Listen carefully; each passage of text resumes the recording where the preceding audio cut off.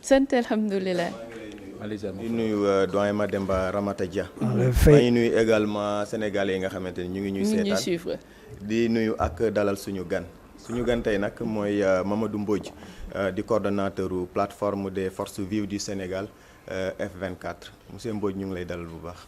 maa ngi lay fay xoxan di nuyu waa plateau bi yëpp. d'accord di nuyu réew mi yëpp di fi ñaan jàmm. incha allah ñu bàyyi leen ngeen yaatal. tey nag dañuy wax bon disons naturellement comme ni ñu koy defee à chaque fois ci invité actu dañuy jukki ay yenn poñ ci actualité wu réew mi daal di ci seq laaj ak tontu ak suñu invité moom nag wax naa ko léegi moom moo jiite F24 donc ñu gis ne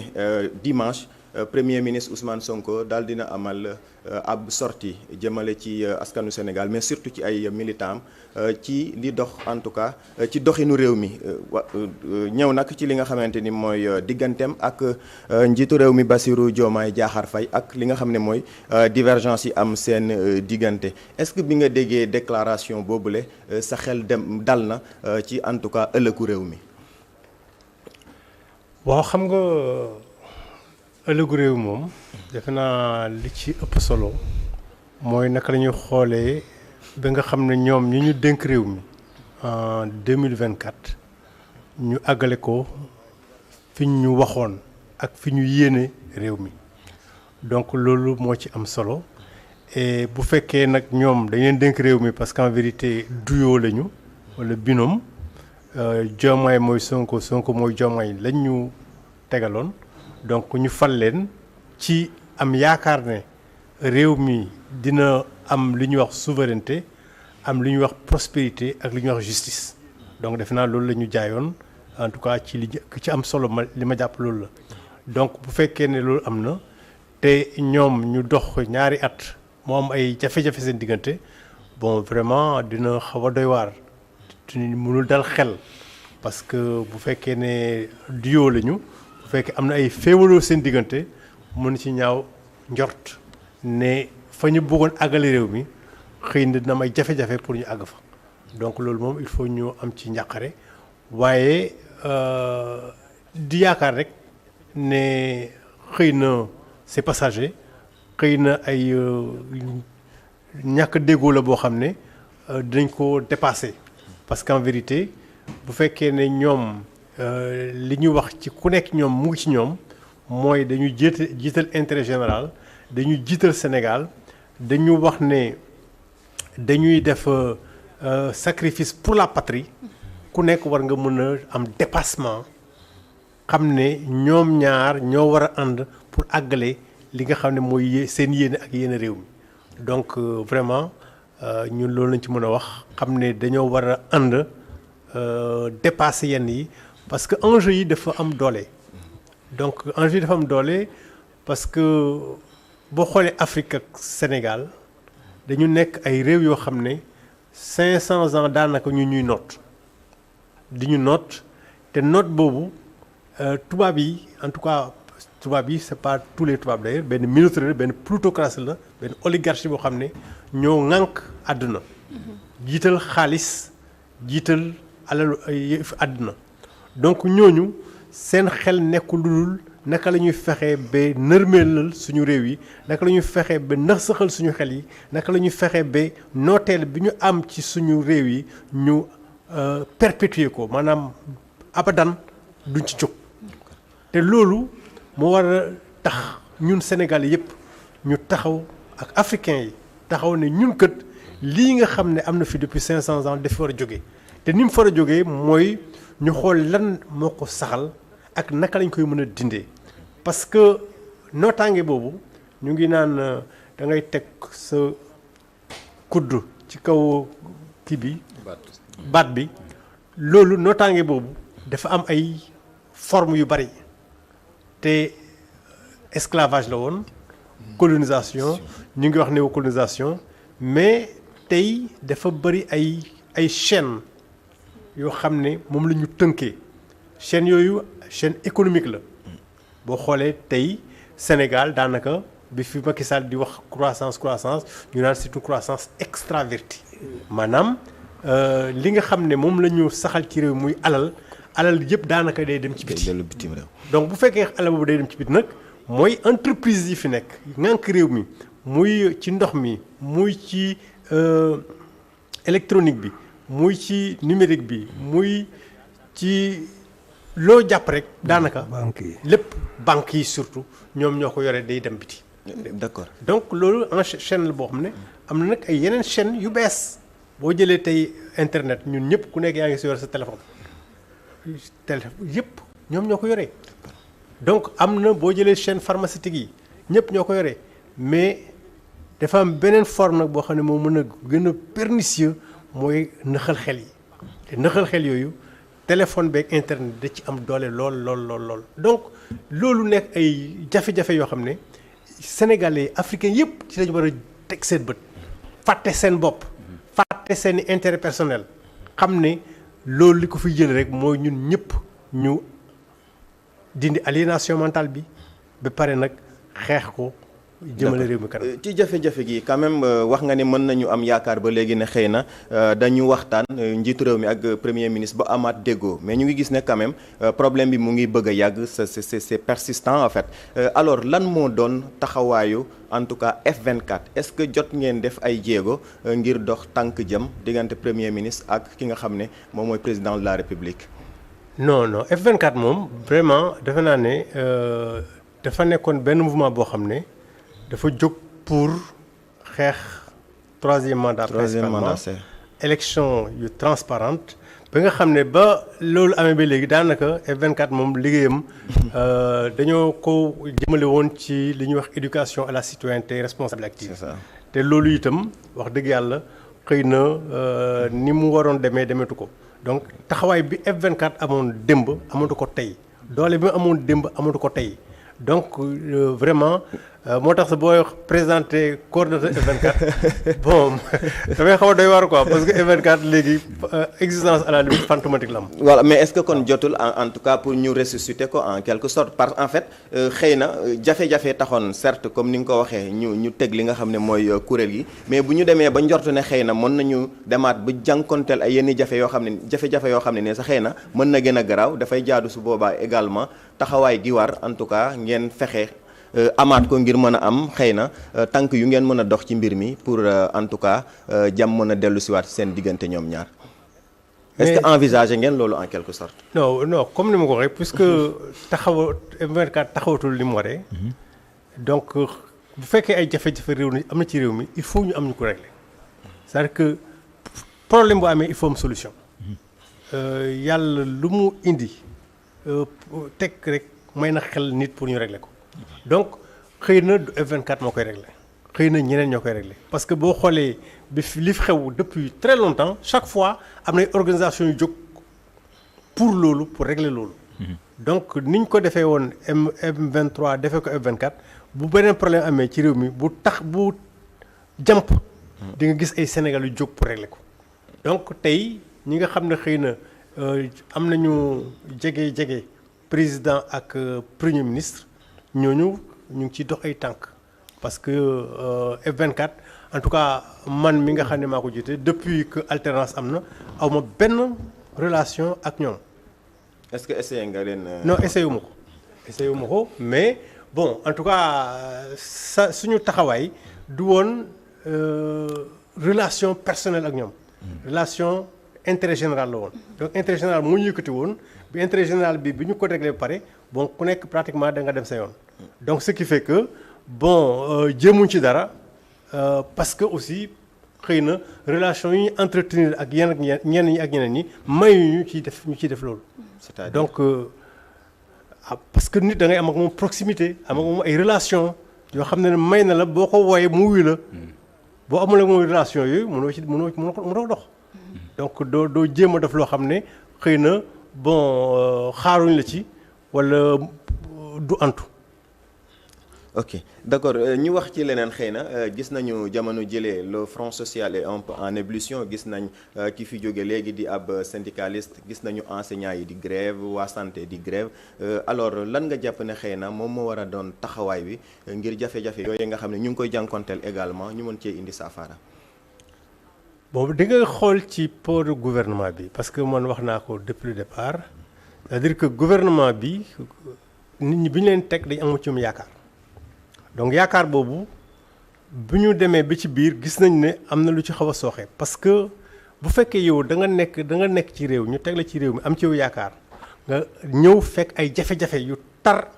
da nga war a xool naka ngay defee pour que yaakaar bi am ci bi nit ñi am ci yow mun a sax te loolu bu nga mën ko saxal mun leen wax def leen lii def leen sacrifice yi il faut yow ci sa bopp nga doon exemple man waxaat naa ko nee na ñoom bu ñu ñëwee taxaw rek bon dégg naa premier ministre mu naan moom amul salaire ba ay exemple yooyu la ñu waroon teg ne ñoom kat seen salaire wàññi nañ ko ñoom kat seen fonds politique din nañ ko wala wàññi nañ ko ñoom kat bon am nañ ay exemplarité ci sacrifice yoo xam ne bon boo jëlee le cas des députés nombre de vice-présidents yi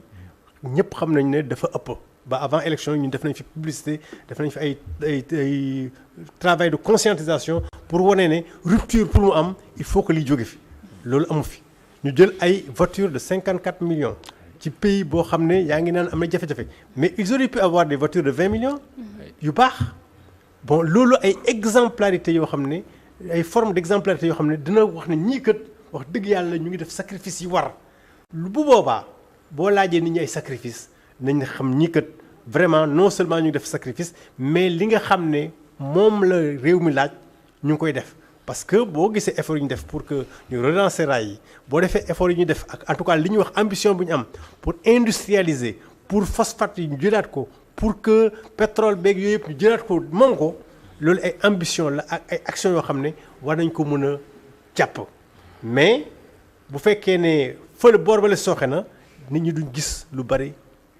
ci li ngay def donc exemplarité boobu ñu joxewul en termes de sacrifice defe naa ne moo tax ébullition bi bari ébullition bi mouvement syndical beeg yooyu dañu am ay revendications de vieilles revendications yoo xam ne ñii peut-être teguñ leen ko mais am nañu yaakaar ne ñii ñoo koy dindi donc puisque dindiwuñ ko te wonuñ leen exemplarité bu tax ñoom ñu def ay sacrifices loolu moo indi problème parce que en vérité tey boo xoolee revendications yi c'est des revendications légitimes peut-être que forme de combat yi parce que man nekk naa secrétaire général syndicat USAMS 2012 maa nekkoon secrétaire général bi donc on a fait une grève de 5 mois fu jógee man jàpp naa 2014 def nañ benn réunion M23 ñu au atelier presque syndicat Sénégal yépp ñu ne leen il faut changer de forme de lutte parce que réew mi ni mu toll il faut que nit ñi changer ni ñuy xeexee parce que bu ñu tiiree leçon en tout cas man leçon yi ma tiré 2012 loolu la ma jox donc bi ñi gouvernement bi taxawee nee na il faut se réinventer tous les Sénégalais doivent se réinventer parce que mënuñu li nga xam ne moom la ñu doxalee depuis 1960 ñu ne moom la ñu continuer doxalee. c'est pas possible parce que comme ni ma ko waxee on est au moment des ruptures tey dañu nekk tey en tout cas période bi ñu ne dañoo nekk période boo xam ne Afrique dafa war a suqaliku wane boppam am ay benn bifurcation historique boo xam ne moo koy mën a jëmale feneen fu wuute ak fi nga xam ne fa la occidentaux yi jëm. te loolu pour ñu def ko il faut que mu am une révolution des mentalités et des comportements loolu nag pour que mu am il faut que les syndicats xam ne lii mooy priorité intérêt général bi lii la bu fekk intérêt général bi loolu la dirigeants yi wane modèle wane exemplarité ñoom ñu topp ci bu boobaa dina sotti kon defe naa ne ñaari problème yooyu daal moo am mooy que syndicats yi war nañu xam ne dañoo war a réinventer wu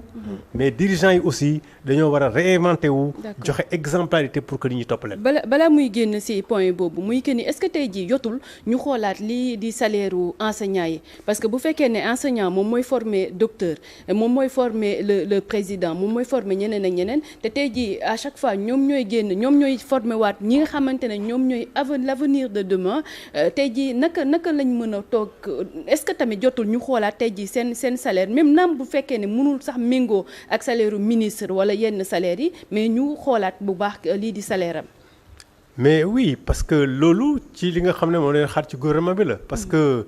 maa ngi retraité depuis 10 ans maa ngi jóge syndicat yi depuis 2012 donc ça fait 14 ans te loolu ñun ñoo ko fi tegoon daanaka ñoo fi tegoon ne il faut que ñu aligner salaire yi enseignants yi ak ñeneen ñi nga xam ne ñoo yem diplôme donc loolu ba léegi ñu def ay études yu bari études yu wax ne il faut ñu xool ko loolu kenn xoolu ko parce que comme ni nga ko waxee éducation moom moo yor réew éducation mooy tax réew mën a jëm kanam donc facteur de progrès la à tous les niveaux donc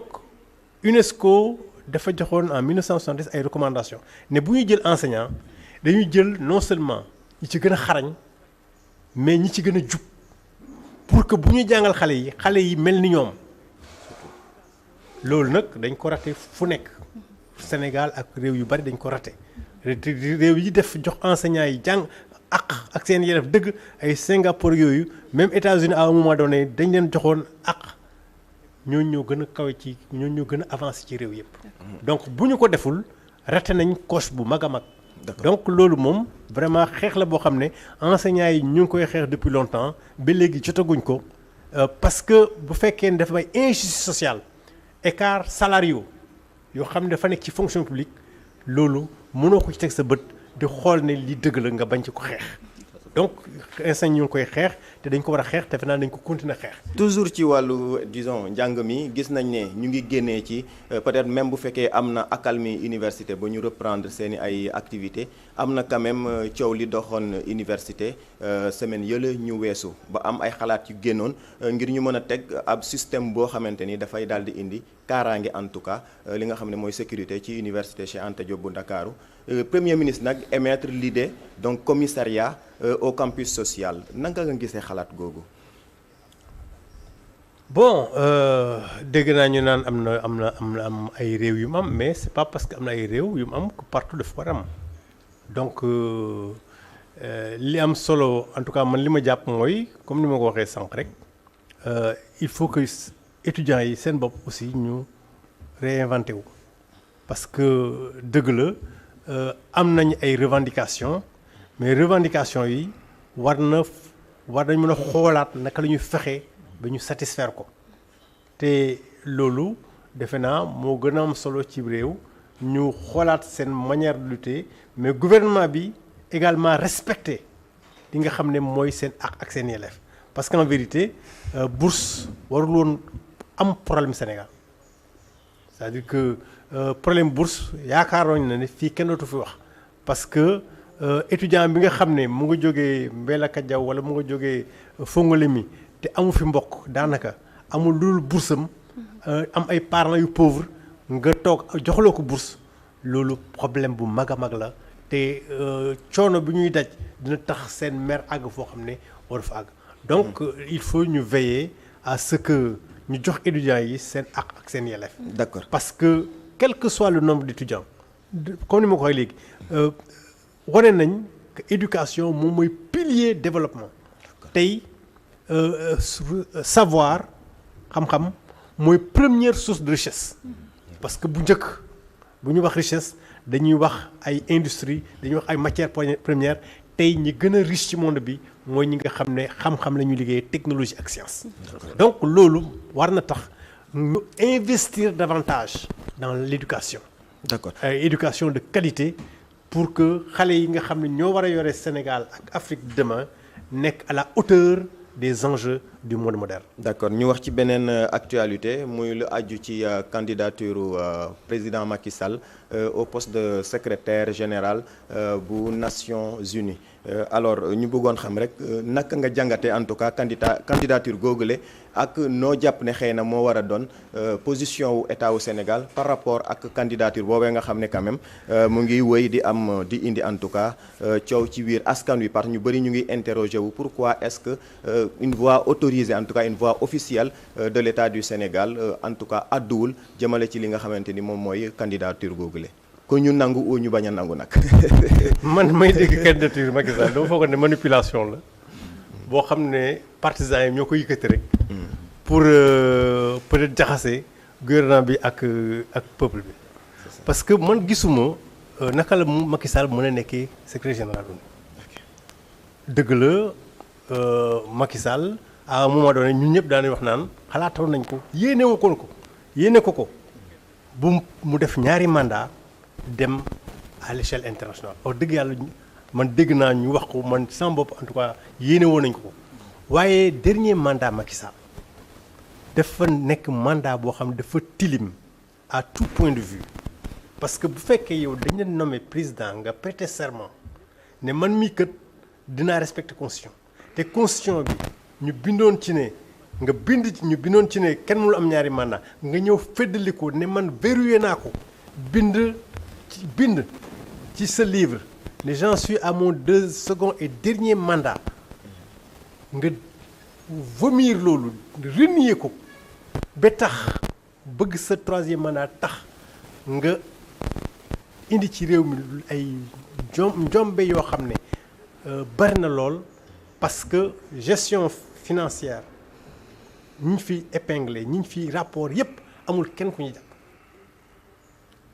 nga topp ne yow kenn du la concurrencer ñi nga xam ne ñoo mën a challenger yépp nga faagaagal leen ba ci faagaagal kenn ki nga ñu tuumal ko loo xam ne ñu bari Sénégalais yu bari gëm nañ ne du dëgg nga topp loolu bi am ay milliers ay centaines de milliers de prisonniers ak ay près de centaines de morts loolu jotul donc kooku déjà troisième mandat bi tentative de coup d'état institutionnel parce que xam na ne mënu ko nekk le dernier président de la cour constitutionnelle bi muy décédé avant muy décédé nee na laaj nañ ko moom Macky Sall laaj na leen ndax mu ne troisième mandat mu ne ñu ne ko mënoo ko def terewul ba léegi Macky Sall mu ngi naan mënoo def troisième mandat mais loolu mooy lan koo xam ne yow xam yaa bind ne mënoo am troisième mandat conseil constitutionnel mënoo am troisième mandat nga ne yow mënoon nga am troisième mandat kooku naka nga ko mën a gëmee benn ñaar balaa nga fay jóge mu ne moom kat élection yi daf koy randal am prolongé mandat député yi mais attends loolu mooy lan loolu coup d'état la il a une tentative de coup d'état Sénégal def na ko fi en dehors de li mu wax nag mauvaise gouvernance bi li mu wax également moor yi ak impunité bi loolu yëpp nga dajale ko cim réew créer fi ay problèmes yoo xam ne kenn mësu ko def ñu def nañ mémorandum F24 wane naka la Macky Sall tilimalee démocratie Sénégal. D'accord. Créer un clivage, créer conditions de terreur dans ce pays-là. kon au regard de tout ça amoo njort bu rafet ne xëy na. non pour man mënu ko nekk. sauf si évidemment tout est changé parce que ay critères moo dañu war a nekk koo xam ne intérêt général moo la ñor am ay valeurs parce que koo xam ne mu ngi renier wu kii mu yor valeurs yi war. donc à partir de ce moment-là man gëw ma ne mérite na Sénégal jàppale ko pour mu nekk président de la République. pour mu nekk ancien président de la République nekk candidat en tout cas nekk secrétaire général de l'ONU gëw ma ne gouvernement bii toog war na ko ci jàpp te bu ko jàppalee boobu itam yaakaar naa ne ñoom defuñu li nga xam ne moom méngoo ak intérêt réew mi. D'accord. Alors ñu wax ci beneen actualité xëy na peut-être mooy doon suñu dernier point mooy mbirum en tout cas homosexualité bi nga xamante ni quand même mu ngi lëmbe réew mi depuis un bon moment mu am nag lenn lu mu àndal muy en tout cas cette volonté de transmettre li nga xam ne mooy VIH sida bi nga déggee mbir mi que ne à chaque fois bu ñu xëyee ne jàpp nañ ñaar jàpp nañ ñett jàpp nañ ñeent ñu ne ay en tout cas supposé homosexuel lan qu'est-ce que ça vous a fait? Mais homosexualité ak transmission kii c'est des crimes hein c'est des crimes donc man li ma jàpp mooy ñun comme ni nga ko waxee wax naa sànq que ñun africain Sénégal dañu war a xool yoon wi Occident jaar mais ñun ñu teggi ko. homosexualité bi criminalisé guñ ko peut-être xëy na transmission volontaire du VIH. waxuma criminalisé. sa entendement nga bëgg. non waxuma criminalisé. ok d'accord parce que criminalisé benn affaire la. mais dama da nga ne c'est des crimes quoi moo tax ma ne la. waaw non c'est des crimes c'est-à-dire que un crime c'est un crime économique ñu ngi fii en pagaille kenn criminalisé ko. y a des crimes économiques quotidiens au Sénégal. mais kenn criminalisé ko donc am na ay crimes tey les crimes génocidaires. en Palestine en Iran loolu ay crime la donc dafa boo yoree sida transmettre ko volontairement kooku crime la. waaw ça c'est vrai. maintenant homosexualité ji boppam moom bon loo xam ne dañ ko war a dindi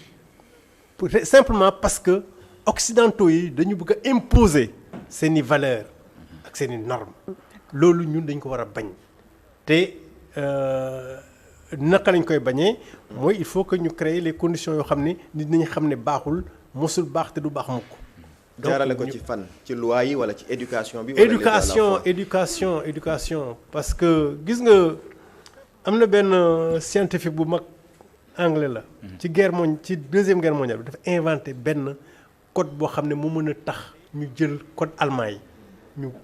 mais kooku un grand scientifique. mais c'était un homosexuel. bañ ko découvrir dañ ko condamné pour castrer ko. est-ce que. et ça fait pas très longtemps donc yooyu la ñu war a wone xale nit ñi xam ne lii kat tubaab yi seen bopp sax il y a quelques années rek dañ ko condamné woon mais puisque dañu nekk dans un monde où vice bi dafa rëy où nit ñi dañu teggi fàtte yàlla. Colonel Tabaski Diouf xaw ma ndax xam ngeen ko mais régulièrement moom mu ngi naan li tax réew mi doxul ak réew doxul mooy que nit ñi dañu fàtte yàlla. boo fàtte yàlla nag on a changé de Dieu quoi. waaw donc dañ ko fàtte voilà dañoo changé yàlla dañ ko fàtte jël xaalis ak pouvoir def ci kanam. D'accord. donc vice jàpp leen. donc loolu il faut que éducation bi ñu insister ci mais également sanction yi parce que éducation mu ëpp sanction. dañu éducation dañ ci insister d'abord bu sanctionnaire am ñu sanctionné ko parce que am na ñoo xam ne bu fekkee dañoo réer. doo leen war sax sanctionner da leen war a am yërmande ci ñoom. pour jàppale leen ñu changer de. peut-être wax ci attaques yi nga xam ne mu ngi am diggante en tout cas Iran États-Unis ak Israël. ba xam naka la ko jàngatee. mais xam nga li ngay regretter mooy journalistes yi monde bi yëpp ils reprennent le même narratif l'état terroriste de l'Iran mais les terroristes c'est les Israéliens. c'est les Américains, c'est eux qui sèment la terreur dans le monde partout crime génocidaire yi am Palestine mais ils n'en parlent pas assez mais bu ñu reyee benn israélien benn tubaab wax yu dul jeex alors que le terrorisme est entretenu par ces États-là donc li xew tey mooy vraiment am na ñoo xam ne dañoo am doole di ko jaay ñeneen ñi parce que yow mun a am bombe atomique nekkee forcément du ko am nga am say missile balistique nekkee du ko am et fokk nga dindi ko ci de tax nga rey nit ñi loolu également il faut ñu yee ci nit ñi parce que gis nañ ko Irak il y a eu des centaines de milliers voire des millions de morts. Libye même chose et ce sont ces mêmes États-là qui sèment la terreur dans le monde et malheureusement il y a pas suffisamment de conscience pour que ñu indexer leen ku nekk nag nag ngay xeex ñoom parce que boycotter leurs produits les indexer loolu dafa war a nekk loo xam ne ça doit être au quotidien pour tous les Sénégalais. ñu ngi lay jaajëfal bu baax en tout cas doyen Mamadou Mbodj amoon nañu mbégte bu baax dalal la tey ci suñu émission. merci beaucoup maa ngi leen di gërëm di nuyu waa Sénégal yëpp di ñaan jàmm réew mi. d'accord am na solo ñu lay sant bu baax di la gërëm man je plaide toujours pour les enseignants ñoom ñu bàyyi benn côté waaye tamit état du Sénégal tamit ñoom ñu oote waxtaan parce que xale yi rek ñoom ñoo ci loru